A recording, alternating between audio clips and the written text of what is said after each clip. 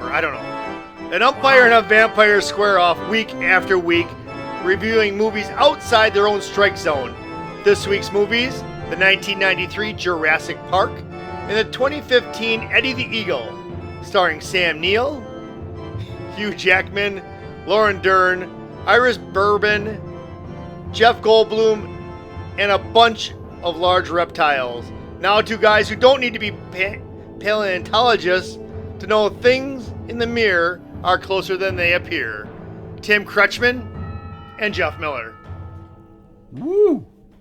Bringing the heat today. Bringing the heat. Bringing the heat. Well, we talked about this, so we'll talk about a couple things real quick. Okay. I left all my notes at home, right? I get here yes, and I'm like, I noticed because you were in a panic. Right, so I wrote this up, and I'm like, I couldn't think of Hugh Jackman's name, and I'm like, Jack Klugman. I couldn't think of it. So Jack Klugman's well liked. But Tim, so I'm reading off my own notes, and I wanted to say Jack Klugman so bad. And I'm like, that's not right, Jeff. It's Hugh Jackman. Jackman. But yes, we are here again for another Thursday. Tim, welcome. Yes, and this is Dead on the Bases. I am the vamp, and he is the ump. You're out. Okay, and he makes sure we follow all the rules. Jeff is called the ump because he calls it straight down the middle. The middle of what? We don't know, and neither does he. But what we do is he's a sports fan. I enjoy horror films, so I assign a horror film to him, and then he retaliates by giving me a sports movie to watch. See, the only thing about this is when Tim and I discussed this, when we first discussed this idea, I didn't listen.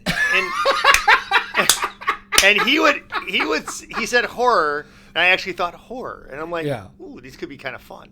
But you know what? Horror is not that bad. I'm beginning to get the hang of it. And honestly, I'll tell you, Tim, I'll be honest with you. When we were off during the summer, you missed it. I kind of did. Yeah. But I didn't miss enough to say, hey, Debbie, let's watch a horror movie. So I didn't miss it that much, but I missed it a little bit. I can admit that. I actually have a sports movie that I've been sitting on for so long. I'm like, I know Jeff will never assign this thing, but I don't want to watch it because he might. Yeah, don't watch it. Oh. I'll assign it next season. Mr. Go, you're gonna go. It's a Korean film about a gorilla that plays baseball. You know what? I honestly have this movie. You know what? I will assign that just to assign it. We'll get it done in the week one. Yeah, you would enjoy it anyway. But here's the cool thing, though. Maybe there's a movie that I haven't seen either. Right. Like, for example, the one this week, Eddie the Eagle. I never saw it. I always wanted to. So nice segue, by the way.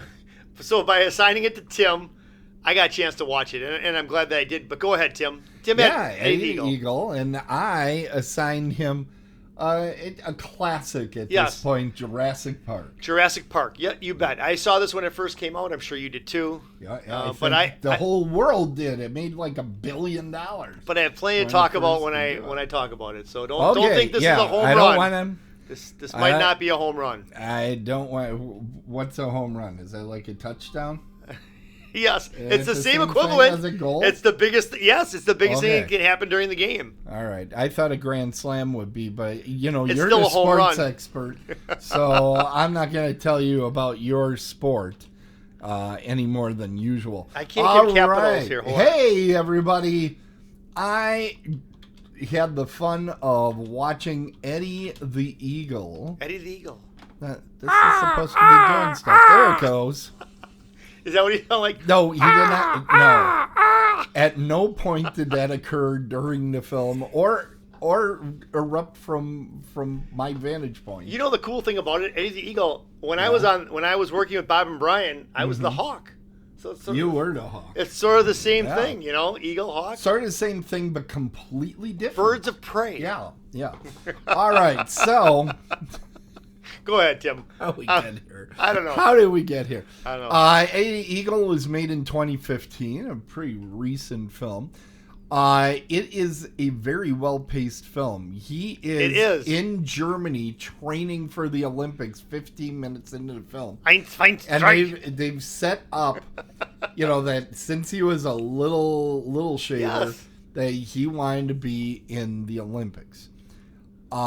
It's cool. That's so cool. You could say that's what the movie is about. You could also say this is a movie about a man who is terribly unsuccessful at committing suicide. Because go that way. he does do things that a sane man would not do, which I was thinking about you the whole time. So it gets some horror cred, doesn't it?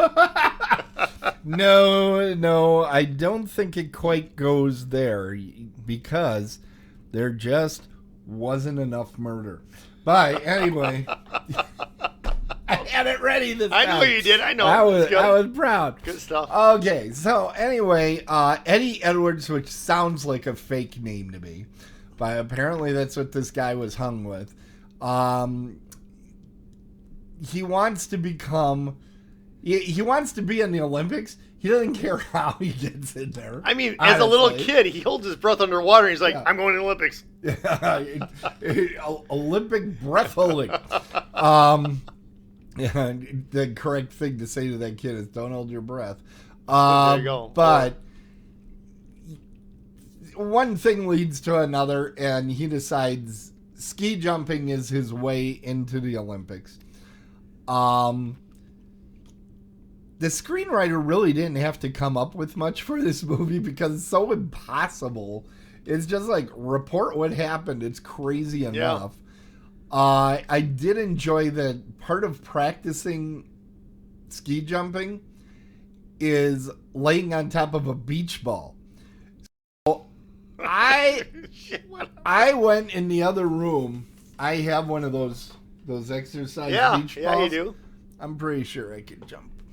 I'm pretty sure I could be a ski jumper.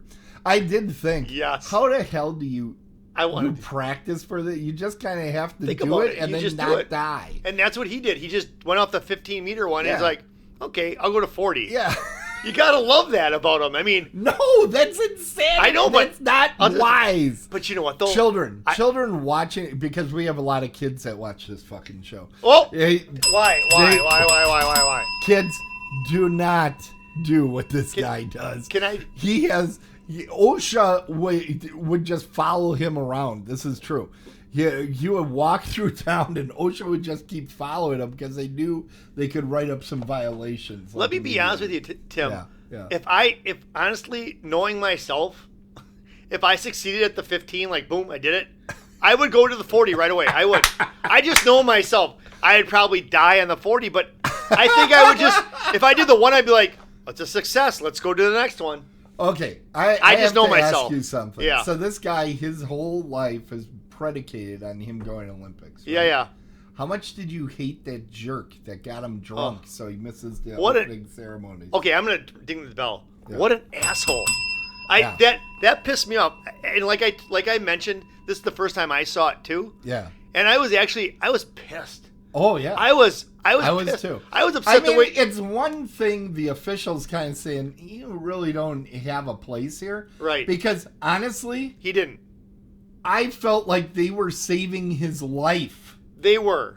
Because he had no reason to be up there. He didn't. But when he did do it, they were still jerks to him. The British Olympic Committee were jerks. And it really, I mean... But you explained it in the first word. You said they were British. But yes, the guys from the ski team, they got them all drunk and had missed opening ceremonies. Yeah. Like, come on, man. That was just jag. They're a bunch of jags. I have comments here. Okay, go ahead. Go for it. What ends up happening is, because he's such a hapless little guy, he became a curiosity, kind of a media darling. And Jackman even says, you're kind of a sideshow, which is interesting to me because every Winter Olympics I've ever watched, there's been a story like this. I love the Winter Olympics. I like winter more than the summer. So do I. Well, but yeah, go ahead. What else was during this Olympics? And they mentioned it in there. Yeah, the Bohemian, the Jamaican. You know what it is. You just want to be. It's a Jamaican pop stud team. The Bohemians would go. Yeah, the Jamaican. So this was not an Olympics without side stories to begin with. And I mean, this guy was not. People weren't like, He's a possible medal contender. No, No. he was a possible fatality is what he was. And he knew it himself. He just wanted to be there, I think. Right? Now, what I liked is the way you can make this movie. You can make this movie a couple different ways. The movie makers made this correctly in my mind. They didn't try to give you that inkling of a belief that he's actually going to get some sort of medal. Yes. They didn't have him being vindictive and going after the people that told him no. Because, there's opportunity there where he could have said, "Hey, Olympic Committee really hates my ass." No kidding. And all that. Thank you. What? So I think the movie makers understood that the key to the story was how did he react to his instant fame? Yeah. And it's interesting. So in his time, you can do what Warriors. You can do what you do. He first does a jump on the 15 meter, then the 40 meter. That's what he practiced on. Yep. Then he goes up to the 70 meter, and eventually he goes up to the 90. I've never done more than a 70 meter. The cool thing was after that the beach ball, of course. He never did 90 before. He did 90 in the Olympics, and that was it. A one-time shot. But I believe that the reason he did was he just wanted to prove I'm not a sideshow. I'm at least trying. But he stuck it, and that was so cool. Yeah, I tried like the Dickens to find the actual it's on there. Jump. Yeah. I couldn't really find where he was way so back. He wasn't. Battles back. He wasn't. In the real jump in real life, he didn't do all that. He just kind of landed. He landed. Yeah. He did. He landed. But it was, I'll be honest with you, Tim, in this movie, and I know you're not done... ripping on it? No, you're not done grading it yet or to the end. But honestly, I got emotional in a way. I actually felt some real emotion for this movie.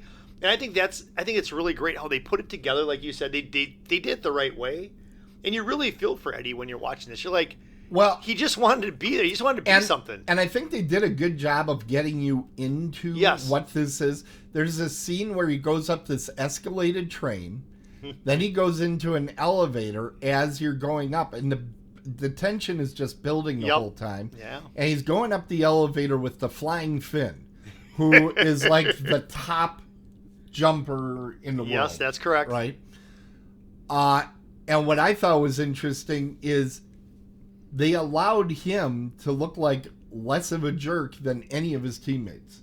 He was like the one guy that understood what Eddie was about. And I think he got... Including Jackman. Right. He's the only one that understood what he was about. But he didn't initially. Because in that opening scene, he goes, "You want my autograph?" He goes, and he walks away. He dismissed him. But I think he figured it out. He figured out what he was doing. Yeah, he just met the guy. Right, he figured him out over time because the thing with Eddie the Eagle is he was a persistent little crazy man. Yes, he was. He was out of his mind. Now, I don't have a huge fear of heights, but I have a healthy fear of heights.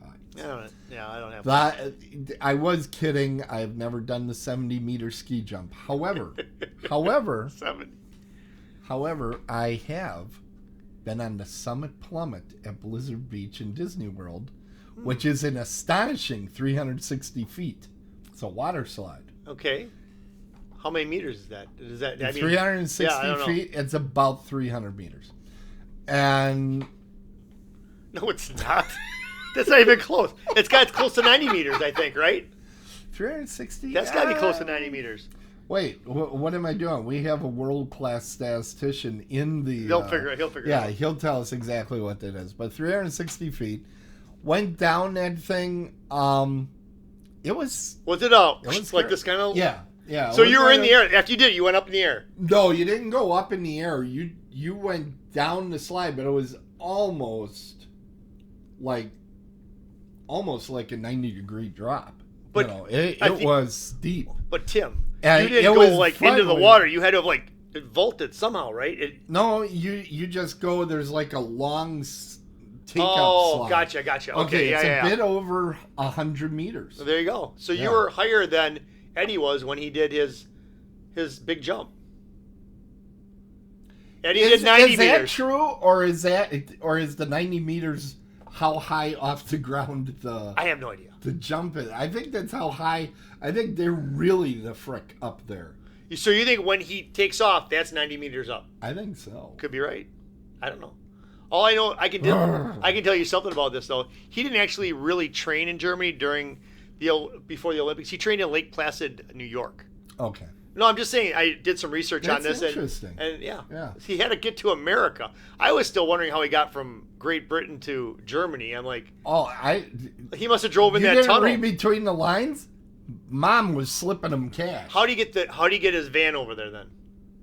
He didn't have a van. That was his Hugh dad's Jackman's van. No, van. hell, you watch it again. It's his dad's van. Okay, well, this is a movie. I'm just saying.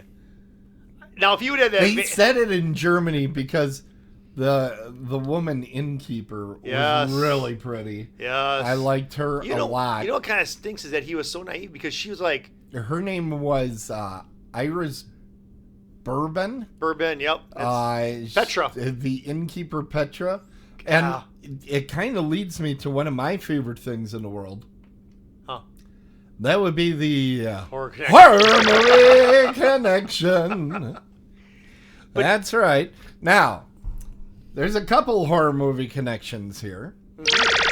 First, we start with Hugh Jackman. Yep. He was in the Van Helsing movie. Huge. And he's done a couple Simpsons episodes. Really? Yes. I don't know why. I just feel when somebody does a Simpsons episode, I always put it in here. Can you just could you just say like anybody? They were in the Simpsons. Pretty much at this point, right? Not everybody though. It's surprising how few times I see it because I don't say it every time I'm doing a horror movie. That's true, I guess. And then he did a movie called Prisoners. Have you seen Hugh Jackman in Prisoners? That's a horror movie? It's a horror movie thriller. It's kind of on that line. I would say it's more on the horror side. Was he locked up with Dahmer? I'm not going to tell you much about it. I might be giving it to you one of these Great. days. Fantastic. But it's a really good movie. Now, Taron Egerton. Now, this is the guy that played Elton John. Yep. He was in the one with all the British Secret Service. What's it called? What is it called now? The Gentleman's Club, I think. No. No, it's not that. Her Majesty's Secret Service. Something. Anyway. I don't know. Kingsman. Yeah, there you go, the Kingsman. Thank you, chat room. The Kingsman again. Gordon Circle. This guy, let me tell you, no horror credits. And you're sure about that? I'm pretty sure, yeah. Are you willing to subtract some points when I give it to you? Okay, who it is? Yeah, you go right. How many are you going to subtract off? Christopher Walken. How many are you going to subtract off? I'm not going to subtract stuff off. I didn't find it. No, I'm just kidding. I didn't think there were. Christopher Walken played the Headless Horseman in Sleepy Hollow for Tim Burton. He was in the original Stepford, or I can't remember. He was in one of the versions of Stepford Wives. But for horror movie fans, they probably know most from The Sentinel and from the movie's Prophecy, where he kind of plays the devil. I've never watched them, but I'm told they're pretty good. I haven't watched them yet. Before you move on, if he's the Headless Horseman, how do you know it's him? Because he's the Headless Horseman before the head comes off. Okay. Then they take the head off. As you can tell, I haven't seen that movie. Yeah. Is that the one with Johnny Depp? Yeah. Yeah, I won't watch that. It's okay. At no point does he come home to feces on his bed. Innkeeper Petra was played by Iris Bourbon. And yes. She was in a movie called The Man with the Glass Eye, which is a horror movie. You might have a glass eye. And something called Das Teufelsschweib. They're both like horror thrillers that she was in. Now, director Dexter Fletcher, he went on to use Taron again in in Rocket Man, but sadly has no horror credits. Oh, okay. No horror credits. Loser. So sad. Loser. Yeah. So that's our horror movie connection. That's pretty good. So Tim, you have to give this you gotta give this a grade, 1 to 10. Why do I have to do that? Because we keep score here. Now, it's all the about one winning. thing I'll say about Taron. Yep. Yeah. Go ahead. I really like the Book of Three. Also, he really got the look down of this guy. If you look, that right there, that's the actual Eddie the Eagle. I kept that in there. That's him. Yep. There's something he does with his chin that really makes him look like this guy, Eddie the Eagle, and some of his mannerisms, they're just so unique. And when I found that photo, I'm like, it's got to be the real guy, and it turned out to be. You know? They interviewed Eddie the Eagle, and he is very pleased on how Taron portrayed him. He said he had my mannerisms down to a T. I think this kid Taron, in Kingsman, I thought, oh, what a jerk this guy is. Well, that was his character. Yes, it was. I think he's a remarkable actor. He is. I really think he's going to become one of the greats. So it is time for me to score this thing. As you know, Jeff likes to play the home game. He is going to click in the chat what he thinks I'm going to give it. And I am like you pressing the button right now. Oh. I gave it an 8. I said you would give it a 9. I figured it sounded like you really liked it. I did like it a lot, but you really gotta wow me with the 9. Yeah. It is an emotional movie. It is. You tear up. You go, oh, isn't that nice? The thing is, I had seen this movie before. Oh, you have? And yeah. Okay. And I was like, it doesn't quite land the same way the second time. All right. And it is a good. I get it, land. Yeah. Pre-flight. They should have played. If they would have played the song "Rocket Man" while he was flying off of it, that would have been hilarious. But it was a couple years later before they made that movie together. But like that scene where his dad meets him at the airport, I mean, that is an amazing scene. Because his dad just gave him hell the whole time and didn't really believe in him. And man, oh man, he did not believe in his child. That was so. But that's such a good movie. Here's the thing. Yeah, he had no reason to believe in his child. This was insanity. Yeah. No, I mean, exactly. Oh my god. But the mom, you gotta give the mom credit. Unconditional love by the mom. She put up with everything. You know, when you're a mom, you're supposed to support your kid. She had no reason to support this kid anymore. He was a mess.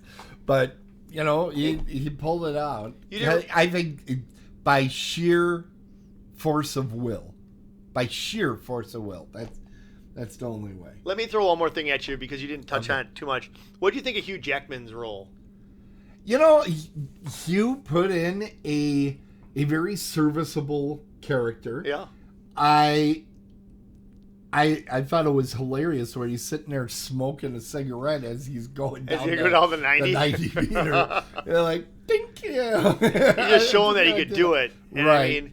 I really like Hugh Jackman. Yeah. I thought it was a great role for him, but it wasn't a showy role because he was kind of stepping back. He was the straight man, you know, to this character that Taron was creating. So you come out and you know he was a big part. He was important to the movie, but it's really all about Taron's performance. It was, yep. So he did a great job, but you're not coming out of there talking about him. No, you're not. Which actually is exactly what he needs to do, you know. But good movie, solid film, and all about sports. Oddly, those things don't usually line up. And the thing of it is that Hugh Jackman is like an umpire or referee in sports. They're there to control what's going on, but you shouldn't even know who they are when the game's over. Yeah, he was a good team player. Team player. You know what time it is, Jeff? This is going to be interesting. Let's do it. Okay. If it works, here we go. It is time for Otherworldly Culture Sports with your sportscaster extraordinaire, Jeff the Ump Miller. All right. Well, by the way, a thing just went out on Twitter when we start this. Yeah. So there's probably about 10 million people coming in. Perfect. Right now to see the sport. This is how we're going to start. We're going to start different than the way I wanted to start because all the stuff I have isn't here. But as you can see, I'm repping Bucks basketball. The Milwaukee Bucks open their 22-23 season tonight in Philadelphia against the 76ers. So after tonight, we'll know if the Bucks are the 76ers? Where are the 76ers. I never heard. Where is Seben in the United States? I didn't say that. 70s. 70. I never heard of these. So 70s. I have a speech impediment, and you're going to make fun of me. Yeah. No, 76ers. 7-6. The 76ers. Okay. Now, is the baseball cap, we did have some questions. Is baseball cap also a Bucks thing? No, actually, the 53, that's for my nephew, Brian, who plays for Sioux Falls, South Dakota Cougars. He's number 53. Is that the number that's on there? No, 51. He's 51. He was 53 at Muskego. Okay. Which Muskego won last week. Muskego football. They share the conference title with McGuanago, and it's possible that in 3 weeks, McGuanago and Muskego could face off to see who goes to state. All right. But let's get into some baseball real quick. Okay, here it comes. Everybody put on your batting helmets. Yeah, because it's going to be tough. There'll be a lot of wild pitches going on. See what I did there? Oh, yeah. Anyway. I knew some wild pitches. But anyways. After you get them drunk, there's really nothing more you can do with them. So anyways, the San Diego Padres last night evened up the NLCS against the Philadelphia. See, I have a hard time with the word Philadelphia because I say THA and it's Philadelphia, but I always say Philadelphia. And there's people that have problems with linoleum and other words like that, but Philadelphia is a tough word for me. I'm just saying. It's a tough word. But Where anyways, are we going? They tied up this. Well, you made me feel about the 76ers. You're calling out my stuff, I do man. everything I do to throw you off so I get you in trivia. So back to there you go. So back to the NLCS.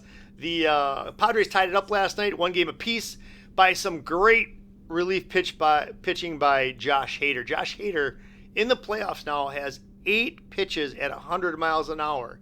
He struck out the side last night. He looks like Josh Hader of old that used to play for the Milwaukee Brewers. So that series is tied up at 1 apiece. Okay. Let's move to the American League. The ALCS Game 2 is tonight. The Houston Astros have a 1-game lead. That's because Mr. Upton, Justin Verlander, who's married to Kate Upton, pitched 6 strong innings last night, struck out 11 as Houston defeated New York 4-2 tonight. This game is still in Houston, and then they'll move on to New York. So, is anybody else impressed that he's doing this without any notes in front of him? This he remembers. He doesn't remember to bring the notes, but he does remember all these scores. And tonight, the game that's up against us on Amazon Prime, I shouldn't even mention it, but you need to know. The New Orleans Saints, who are 2-4, are traveling to the desert to take on the Arizona Cardinals, who are also 2-4. Wow. I'm Jeff Miller, and that's the sports that I know. Well, thanks, Jeff. Now, something that we forgot to do last time. Yeah. And that was to remind everybody that coming up, we Yes. got Horror Realm. Yes. Horror Realm is coming March 4th through the 6th.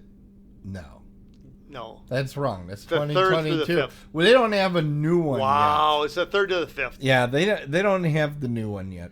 But that reminds me, that's another thing I got to get out of about. But we have some really great guests that are going to be out there. Guests. Cookie Monster. Tell me what his name is. CJ Graham. There you go, Cookie Monster. Cookie Yum, yum, yum, yum, yum, yum. I like cookies and milk. Yeah, we have some Jasons. We've got a lot of different. Hey, The Thing. The guy from The Thing. Yes. The guy, what's his name? Richard Masur. Yes, he played with dogs. He played. That doesn't sound right. He's a dog whisperer. In no way does that sound Before right. there was Caesar, he was a dog whisperer. Think about that. Ooh, I'm going to bring that up when I talk to him. Okay, I'm sure he's probably he told me he can't wait to meet the Jeff Miller. But also I wanted to talk a little bit, Jeff, that I went last night to a zombie preparedness event. And really? I learned all about being prepared for zombies. Like in Zombieland, are you talking about? I'm letting this. In Zombieland, actually was brought up. They showed some of the rules, and they said, "Yeah, this is good preparedness. You should have good cardio. You should always wear your seatbelt. You know, these are things that were in Zombieland." And the gentleman, Mr. Michaels, that was there, he explained Waukesha County's preparedness guidelines and how you should have a go bag at your home, etc. So it was a fun time. Got to learn about zombies and real zombies. There is something called zombie mice. Do you know about this? No. There's a thing called zombie mice. It's a mouse that gets infected. I know you think mice are hilarious, so you'll love this. No, I don't. There's a parasite that will get inside of a mouse, and it does something to the chemistry of the mouse's head that it suddenly loses all fear of cats and like felines. Really? So what happens is this thing infects the mouse.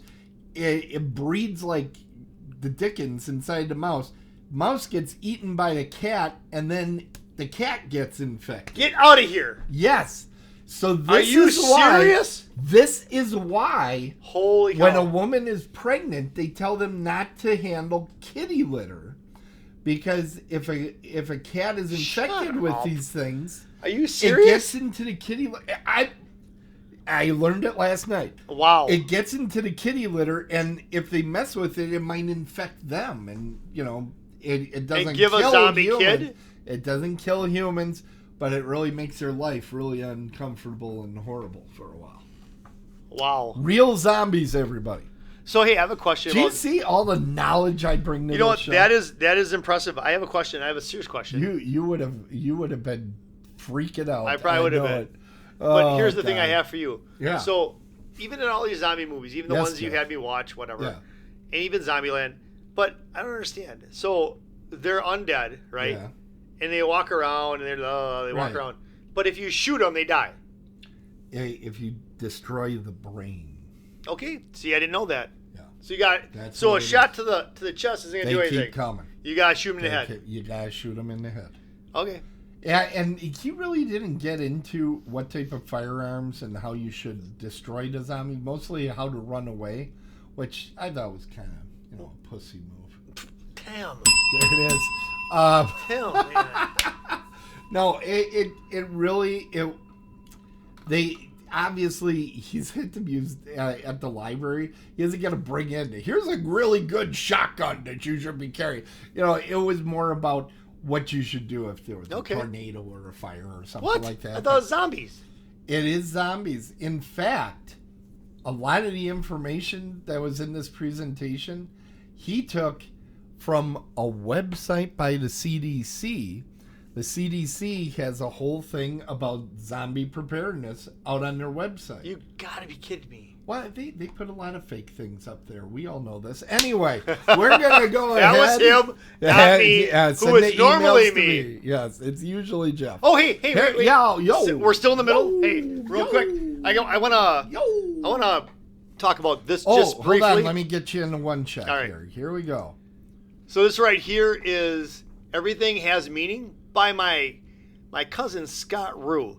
It's a really in-depth book about his life, as far as you may or may not remember back when we had those tree stand murders up in Rice Lake, Wisconsin. Yeah. Well, yep. My uncle was part of that. He was one of the guys in the woods. He did survive, but the PSTD or whatever the post-traumatic stress. Yeah. That actually ended doing him in. But my nephew is part Indian, and he brings in the fact that everything has a meaning. So he gets into the tree stand murders. He gets into his own problems and all that. But it's actually a really good book. It's a quick read. It's on Amazon. Everything do they have pictures? Because I know you like. No, and I wish that they did. They don't have pictures. But no pictures. But the writing is a nice size. But so it's available on Amazon. It's available on Amazon. Everything has meaning. What the Tree Stand Murders Taught Me About Life, Death, and Destiny. Scott Rue. So there you go. And we'll Thanks, put Tim. a link in the show notes to that, so that people can just click it and buy it right at Amazon. Thanks, Tim. All right. Well, fantastic. You know what time it is, Jeff? It's my time. I'm always asking him if he knows what time it is. I don't. I never know what time. I should start looking over here. It says 7:42. You've given me 18 minutes. I'm probably one of the most famous films ever made. So I know. Good luck with that, buddy. So, oh yeah, Jurassic Park. All right, so Jurassic Park. Anyways, so Jurassic Park is a 1993 movie. Yes. It's rated PG-13. It is. And it's 2 hours and 7 minutes long. Now, in the past, Tim and I have been talking. Tim mostly talks about this, about the length of movies. And usually I do talk a lot. A really good horror movie should be right around an hour and a half. But I'll tell you what, this could go on for another hour for me. This movie is, because I think we haven't seen anything like this. When this came out, we never saw anything like this.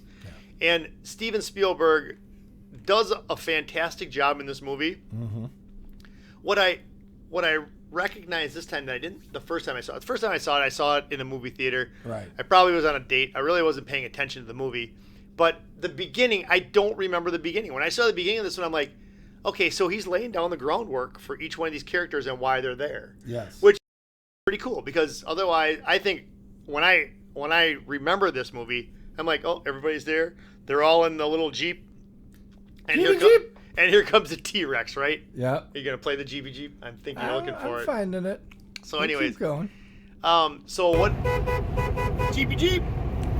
So Listen. Listen. Have you heard this though yet? No. That's the ringtone for Jeff. Is it really? Yeah. You know what? I made a new one. Let's hear it. I made a new one. I feel this is more Jeff. Now listen, hold on a second. Hey, yup. Listen. Hey, yup. Listen. Hey, yup. Listen. And I'll listen. Hold on a second. Wait. And I'll listen. Hold on a second. Listen. Hey, yup. Now listen, hold on a second. Tim, you have way too much time on your hands. And I will be sending a copy of that to Deb very soon. Yeah, I'm sure she'll be all about that. So, Tim, that's pretty creative. Thank you for that. At least you know when I'm calling and when not to answer. Because the next time I'm calling you, I'm raising the Jeep up. Every time I call you, the Jeep goes up an extra inch. So this movie is really, I mean, I don't even know how to describe it, because it's just such a It's a game changer. It's a game changer. I really don't think of this as horror. And because in my mind, horror is another person coming and killing you, or a spirit or an entity or something killing you. Granted, there's dinosaurs in here, but they don't know any better, because they're just trying to feed. All right? That's how I perceive it. Yeah. It's definitely an adventure film. It's an adventure. That's, I would say, adventure sci-fi. Exactly. There are some moments, and I'm not spoiling anything because this movie's been out since '93, and I think most young people have actually seen this, unlike a lot of our 80s movies, because they keep making these. Right. Now, what's the latest one? Is Jurassic World Dominion. Right. Which is free, by the way, to folks on Amazon Prime right now. They have an extended cut. The most horrific scene, or the most tense scene for me, is not the scene you're going to think. It's actually one of the last scenes, when the two velociraptors have got the people cornered in the kitchen and all that. That last 15 minutes or something, that is some of the most intense movie stuff that I've ever seen. And that's why I call it a horror movie, because they're being intense. stalked. They are being stalked. Yeah. Now, the part 1 hour and 3 minutes in when you see the T-Rex for the first time, the main character. What Steven Spielberg did there is genius. You would think you'd see like an outside shot of everything going on, but excuse me for 1 minute because I have a very dry throat and I need to get a little bit of Mountain Dew. Everybody drink along with Jeff. So anyways, thank you. But the cool thing is he shot this from inside the Jeep. So it's almost like you're experiencing it yourself. And that, to me, was fantastic. You could have mailed it in and did it the other way. But here, you see the little bit of the water shake. And you're like, huh.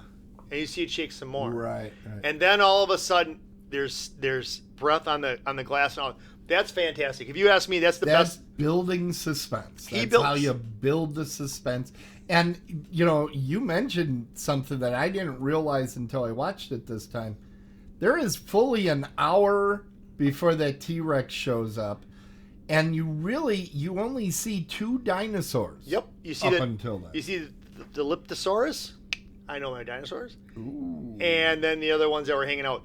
But the reason he knows the Leptosaurus is because he sits right outside of the ellipticals and he sees a Leptosaurus all the time. No, there's the Leptosaurus and then there is the Triceratops. Right, you see that one? Those are the only 2 you see.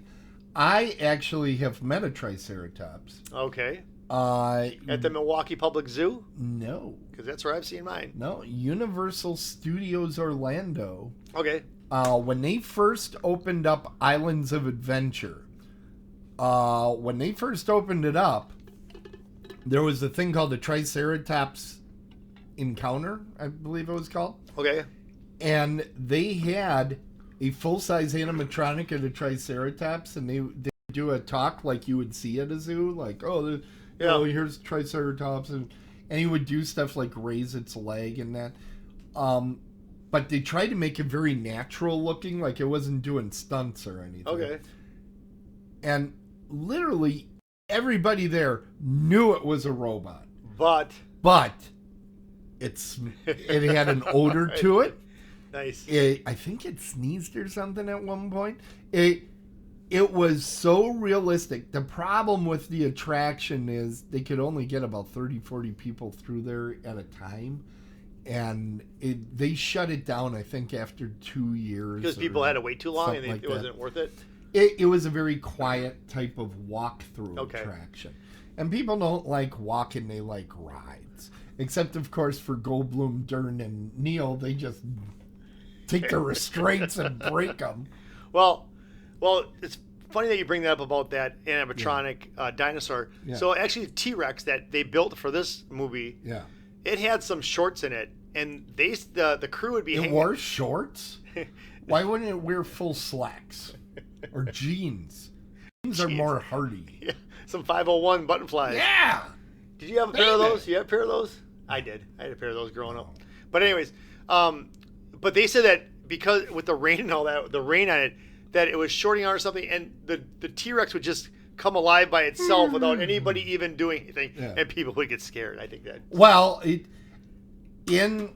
at Islands of Adventure, you've not been, right? Okay, at Islands of Adventure, the climax of the boat ride is a T-Rex coming out. Oh, really? And let me tell you, it's in the dark and it just kind of out.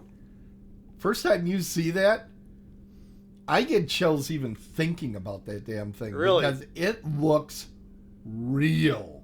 And I think part of why you buy it so much in the park is because you buy it so much in this movie and you're like, well, if there was a T-Rex, it would look exactly like that one because it's made out of the same mold. It is an amazing experience. The thing that made me think of this T-Rex thing, it really reminded me of Jaws.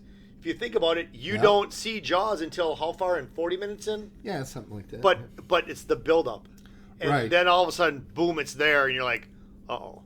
A lot of people call this Jaws on the Land. Could be. I take issue with that because Jaws on the Land actually was made before Jaws. It was a TV movie called Duel that Steven Spielberg did. about a killer semi-truck, which I've heard of this. you may or may not be assigned in the future I'll take it. season. Maximum I think Overdrive. you would enjoy it. It's not Maximum But I Overdrive. like the Maximum Overdrive. I did. Yeah, you were the guy. We all wondered who it was. So yeah. So Go ahead. okay, well no, but the other thing I liked about this movie too is that it was dealing with some really in-depth stuff, Yeah. but they clean it up with that cartoon. That cartoon is like I know exactly what they're talking about. Right. Because otherwise Jeff would not have known what they're talking about. When I'm watching, you will often hear me talk about Morris the Explainer scenes, where it's like somebody comes on the screen and says, well, the only way that you Right. can kill a vampire is with a wooden stake through his heart and the sun and, stuff like that. Yeah. And you're like, oh my God, this is so ham-fisted. The way Spielberg did this, Yes. where he had all these different layers. Okay, there was the animated film that was actually giving the information. For But the you also tourists, had- Right. they were showing what it'd be like for the tourists. Right. But you had Attenborough is kind of interacting with the movie Yep. that's up there. And you had where the three that are watching aren't really watching because they No. understand everything the cartoon is showing and they're trying to figure stuff out. So they were able to do all of that. Now, the other guy that gets a lot of exposition, Samuel L. Jackson. Did you notice that guy is talking through this movie? Yep. His mouth is not even moving, and the cigarette is just wiggling a little bit in his mouth. I cannot believe some of the junk dialogue they gave that guy. I mean, it's like, how did he learn to spew all this techno-babble bull? So, he says it like they're throwaway lines. I was just like totally impressed. And this was early in Samuel L. Jackson's It was. It career, was probably him really. cutting his teeth on this stuff. And what about Newman? How about how Newman's character? Yes. That's a pretty damn good Newman's character great. too. I gotta say that Yeah. he played that well. The guy who's gonna actually steal the Dennis the Emperor- Nedry was the that his character name? name. Oh. Oh, that's the character. That's one of them. Nerdery. Wayne Knight. Wayne Knight, yeah. Wayne Knight. He plays a great role too in there, and Yeah. and all in all, this movie it's just a lot of fun. Well, Like the cast is excellent. You got Attenborough, you got Goldblum, you got Dern, you have Neil. got But B.D. B.D. Wong. The guy that people forget about is Bob Peck. And when you watch this movie, he's the Australian hunter. He didn't do a whole hell of a lot prior to this movie or after. He died not too long after making this movie. But he is so intense. Yep. It's because of his intensity and how cautious he is that you fear those raptors. Because you can tell the whole movie is built about you being more afraid of the raptors Yes. than the T-Rex. Right. And in real life, you're not. You're not going to. The raptor will probably kill you better, but you see this giant monster of the T-Rex and you go, that's the bad guy. But they did a lot to make it a feasible villain for you. If you realize too that when Sam Neill in the opening scene, which stuff that I don't remember, when he's on the dig, he's talking about the raptors. He's saying that one will be looking at you, but when he's looking at you, the other two are going to come around and kill you.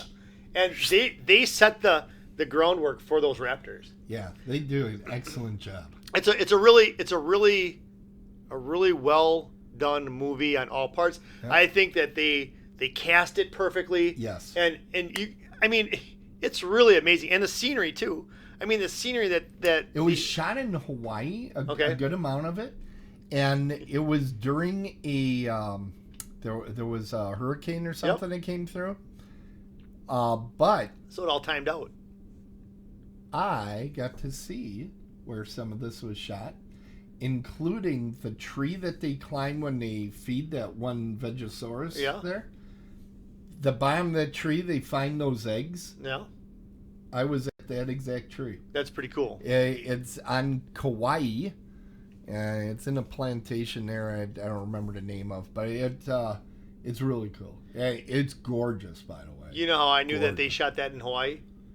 Because I saw the movie Mike and Dave Need Dates for a Wedding. Oh, really? And they go there. They take the Jurassic Park ATV thing. Oh, that's cool. That's the reason I knew that. Okay. But But I do have a sports horror connection. Hold I get to on, my I grade. got one. Oh!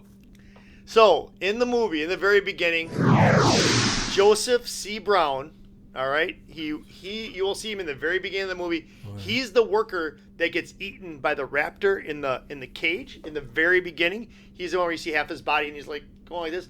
So Spoiler alert. no, that's in the beginning. I'm kidding. Oh, okay. Damn. So anyways, he played 1 year for the Chicago Cubs. He actually got into a game. He pitched 2 innings, and all the rest of my notes are at home. But Is he the guy that gets like lifted Yep, up? that's Oh, him. wow. Okay. that's him. That's right. That's him. He passed away a short time after that. It's well, he complications was to eaten by cancer. a raptor. Complications to cancer. Okay. But yeah, that was him. He played in the major leagues. He played for Chicago Cubs. So you're telling me raptors cause cancer? I'm not saying any of that. Okay. It won 3 Oscars. It's- Did you know that? Yeah, and it made like $1 billion or $6 Best- billion or something. Best like sound, best effects, and best effects visually, and best effects sound effect. that? Okay, Yeah. here's what I'm going to say about this. Now it's time for Tim's rant. Okay, I'm on done. this. All right. My rant is You have a rant? yes. I am so tired of science fiction and horror movies only getting technical stuff like best sound, best effects, best this, best that. You know what? This movie had some great freaking acting. Why was it not up for an Oscar for that? And let me tell you, direction, it doesn't get better directed than this film. Yeah. It moves. It was a good movie. Eh. And that's why 2 hours and 7 minutes, or I said, Yeah. seemed like it was too short. It seemed like it was too short. It seemed like it was too short. It was a good movie. All right. So what are you going to be scoring? Yeah, I'm giving this a nice solid 9. All right. Yeah, I really like this I movie figured a it lot. was a 9 or a 10. Yeah. I would have had an issue with you if you would have come in here and said 2. I would have said, now, do I understand my friend at all? Yeah, but you know anymore? what though? I think you're getting a hang of what you can kind of figure out. I'm going to rate things now. Well, I was surprised Kinda. by Dawn. You surprised You gotta me every be once kidding in a me! while. Yeah. You were surprised by I gave it a 2. Yeah, there's a personal friend of yours made this movie, and yeah, Really? yeah, Made the movie? yeah. Oh, Savini. There you go. Yeah, Yeah, I whatever. knew that was coming. Yeah, you know, All right. when he takes a picture with me at Horror Realm, Yeah. then I'll start rating his movies higher. All right. You heard that from me, Tommy boy. Or is it Ted? Or no, it's Tom. It's Tom. It's Tom Savini. Tommy. You almost had it. All right, everybody. It's trivia time. For those of you that don't know, here's how it goes. Each of us will read 3 statements. One of them is false. And the other one of us here has to be the truth detector. I love that so much. Let's see it again. Is the truth detector, and will tell you, tell the partner, if it's true or not, and it's worth 5 points. It's worth 5 points. We're going to need them all this week. Okay. Who's going first? You want to ask me first? Yeah, go ahead. Yeah, I Ask me can first. ask you first. I'm gonna hide this time. Turn off your chat room. I see you. No. You're watching. I it. don't care enough. Okay. I gotta hide the questions. I like here. to read them. Yeah, that's why I'm hiding them. Okay. Okay, the first one. Jeff Goldblum. You know who that is? Yes. Yeah. The Fly. Jeff Goldblum's hometown is Pittsburgh. That's number 1. Yeah. Number 2. Actor Richard Attenborough, prior to his career in acting, recorded narration for the BBC nature documentaries. Number 3. Michael Crichton, who wrote the book that Jurassic Park is based upon, was a doctor in real life, and his experiences are the basis of the TV series ER. You suck. I suck. Yeah. Can you just tell me which Richard Attenborough? Can you just tell me which person that was in the movie? He is. Was he the grandpa? Yeah, he's the old man. All right. It was prior career. What is his name? Hammond. Yeah. Mr. Hammond. They want him to be like a dark Walt Disney. He always Very good. That's what I always thought too. Yeah. Yeah. Well, that's what they were looking for, but he didn't really do that. All right. So Goldblum is from Pittsburgh. Atterburn, that sounds correct. Michael wrote a book, and it's based upon... Crichton. It's pronounced Crichton. Wrote the book. He's like 6'4". He's like freakishly tall. I don't care. Like my brother. Was a doctor in real life whose experiences are based on... See, that sounds like that would be the false one. No, his experiences aren't based on the TV series. No. The TV series is based on his life. That sounds so fake but that's what you want me to think. Okay, so... you're overthinking again. So then we go to Richard Atterburn, but that could be really true because he's got that British accent, so that sounds right, too. Everybody in Britain has British accents. I think Goldblum's hometown is Pittsburgh. I don't know if that's true either. I think, you know what? Here's how this is going to roll out. Okay, here it comes. The false one. The false one. The incorrect one. Oh God, I want to say it so bad. The untrue one is. I want to say it so bad. I'm going to say Jeff Goldblum is not from Pittsburgh. I really thought you were going to get this one. Damn it. I really did. He's one of the most famous Pittsburghonians. I thought Tom Savini is. He plays the piano there on a regular basis still. I don't care. For concerts. Richard Attenborough did not record narration for BBC nature documentaries. His brother did. David Attenborough. Are they twins? Do I still get a point? No, they're not twins. But I was right about that last one. You were trying to pull that crap on me. Michael Crichton wrote Jurassic Park. Do you know what else he wrote? And directed the movie Westworld. Tron. Westworld. I saw that which you saw. Yes. And I actually at that time stated that he was a doctor. That was a few seasons ago. Yes, it was. But that's why I felt really good about you maybe getting this one. I knew Goldblum was from Pittsburgh. I knew that. I was surprised you picked that one. Of the three, I was surprised. All right. I had to say hello to our friends in Pittsburgh. Yes, that's right. Hello. Hey, by the Pittsburgh. way, if you're in Pittsburgh right now, what's the name of that sandwich shop? Primatis? Primatis, yeah. Primatis, it's free pizza tonight. I do. I get an email every Thursday. Free pizza Thursday. You signed up. Okay. I did. I signed up when we were there. Awesome. So get your free pizza. All right, so you ready? Tell me. Three items.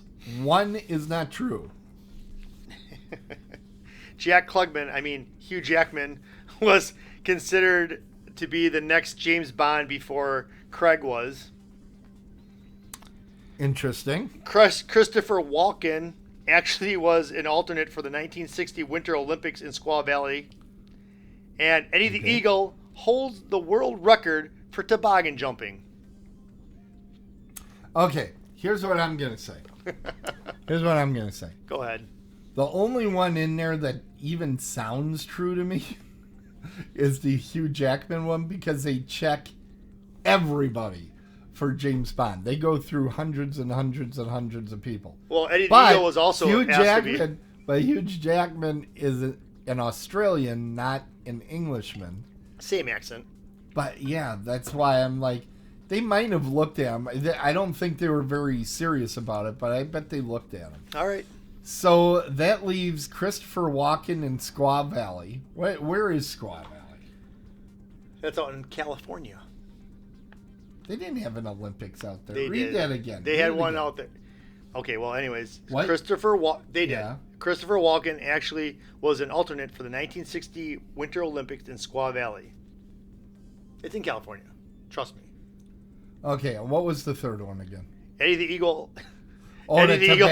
Toboggan jumping, yeah. I'm going to say that's false. It just doesn't sound as true. Christopher Walken is a great dancer, so he might have athletic acumen. But honestly, you're probably screwing me with that one. But I'm going to say the false one is Eddie the Eagle and the toboggan jump. Hit the wrong button. Oh. Dun, dun, dun, dun. So, was it?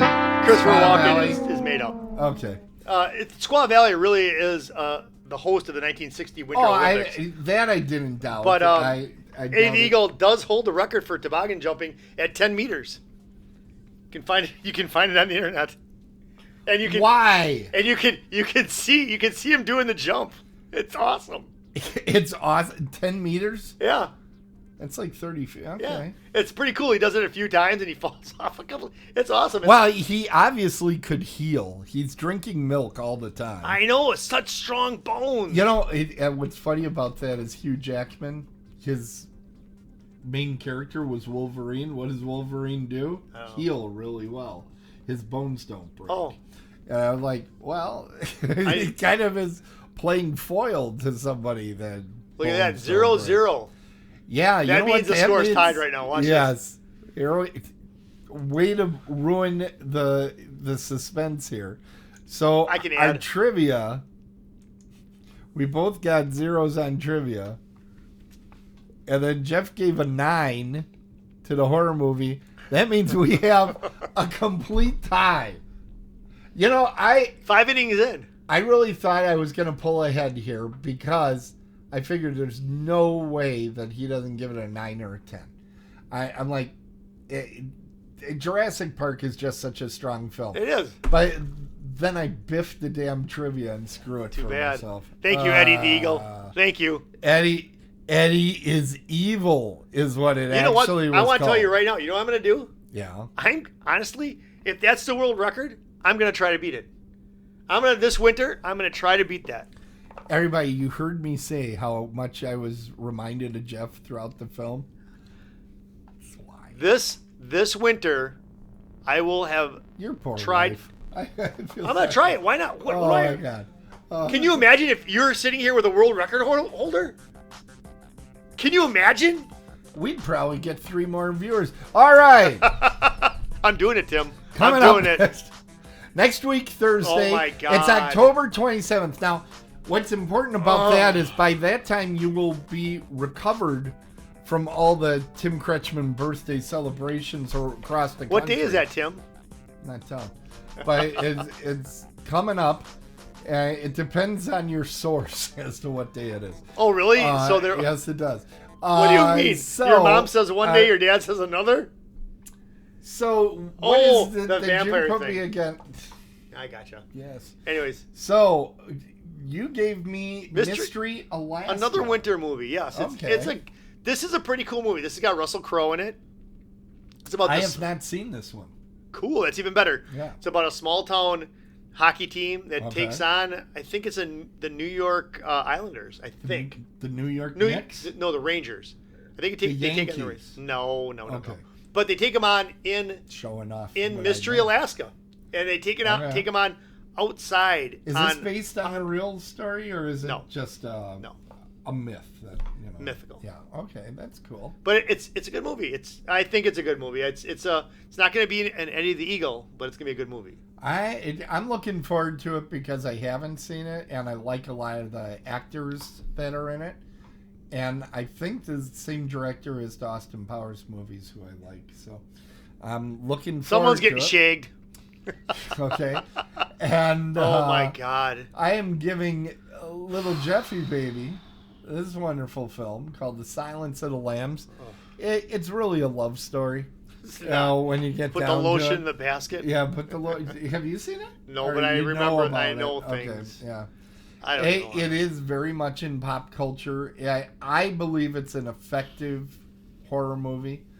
Very well acted. This is going to be a psychological one. To the point where this is one of the few horror movies that has netted not just Oscars, but lots of Oscars. Really? Remember when I was talking about how they're usually overlooked at the Oscars? Was I maybe setting up this introduction? Of course you were. Of course you were. Too. Yes, because this is one of the few movies that really got recognition, and there's a reason for it. It is an excellent film, and I don't even know. It's disturbing. I don't know if I'll get through this. I really don't. I don't know if Jeff will make it through, but you have to grade however much you watch. I'll watch the whole thing. I've never not watched the whole movie, except for the ones that I fall asleep in. Yeah, we'll give you August Underground. We can stop you. Freaking high. We can stop you. No, I would never do that to you. I think it's a high quality film. Yeah. I think it's scary. It's fun, and it's perfect for getting you ready for Halloween. What better boogeyman than Dr. Hannibal what's her name? Lecter? Jodie Foster's in Jodie this. Foster, yes. Yeah. Yes. Hey, it's a scary one, Is there? buddy. I want to ask you something, real before you take that off the screen. Yeah. Is that supposed to be a moth, or is that someone's face on the moth? It's a specific type of moth that has a skull-like pattern Okay. on its back. That's not gonna be a trivia question, is it? Not anymore, it won't. Good. See See how I do that? See how I do that, folks? You're the master, man. That's right. So, want to thank everybody for coming out. I do too. To tonight's show. It was a lot of fun. Yeah, it was a lot of fun. What is this? Mystery Alaska also has Mickey Bunce of Drop Dead Fred. You don't know this, I don't. but Drop Dead Fred is one of my brother's absolute favorite films. Really? I've seen it a bunch of times. I am pretty sure because we purchased the VHS from Farmore. Yes. I'm pretty sure. Yes. We watched that thing like crazy. Where quality costs no more. That was our slogan over there. Oh, Hey, you're looking at an employee of the month right here. Oh, I know. I was in the running for employee of the year. Ooh. I have a watch to prove it. Oh. They gave me a watch. I'm not kidding you. I have a Farmore watch. They gave you a watch. For employee of the month. I've got a Farmore watch. Wow. I don't know if it works, but it had the little Farmore logo on it. Really? Yeah. Yeah, you know, I'll what's find it. amazing to me about that place was it was everywhere for a little bit, Yep. and then it was nowhere. That's because of two words. Mickey Monis. The CEO was funding the Colorado Rockies. $1 here, $2 here. $1 here, $2 here. And he went to prison. Well, that happens sometimes. But well, in the chat room, congratulations, Jeff. Thank for you. Employee Thanks. Of the, what was it, of the year? Or Of the month. I didn't get the employee month? of the year. What? Oh, I didn't. It was political then. It was. Yeah, those bastards. All right. That's Well, all right. we want to thank everybody for tuning in. Yes, thank you. Now, here's where we test my memory of all the places we are at. But I wanted to thank you all. It's time to close the crypt and call the game. Thank you all for watching. Remember to share and subscribe to our show and feed.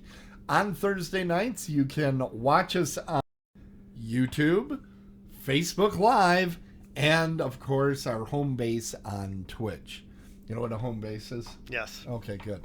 You can find the show at otherworldlyculture.com and follow the show on Apple Podcasts, Amazon Podcasts, Pandora, iHeart, TuneIn, Stitcher, Google Podcasts, and other fine places where you find podcasts, like the bomb you shoot. Sometimes you step in a podcast and you go, oh, look at that. Okay. Yeah. I've been working a lot with, I'm using I don't know what that was all Pocket about. Cast as well. What? We're on Pocket Cast. That's a new app. And Are you we're in there. serious? We're in there. Oh, I gotta check that out tonight. We're in there because we're awesome. Yep. You can yell at your Amazon device. I don't want to say it right now.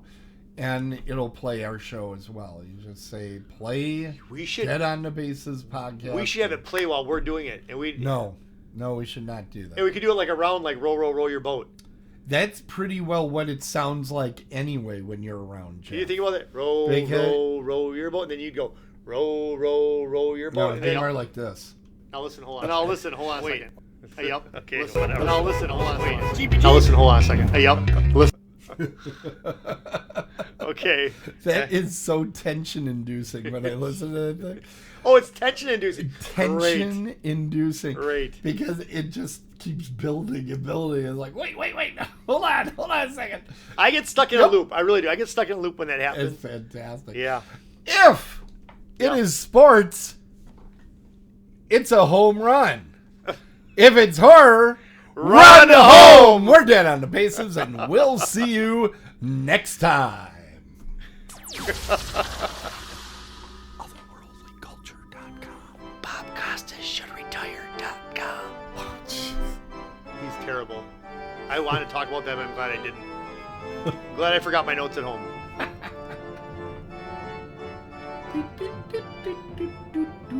I still have to give you props. You should get an award for this mashup. They should have an award I for this. literally worked a fader to make this work. Hey, no one has to know that. Well, now I let it out of the bag. No one is listening. 39-39. No, they're all on Thursday Night Football right now. Yeah. Do we know what? Saints were up 7-3 at one point. Okay. 30 Well, that sounds like a barn burner. They've been having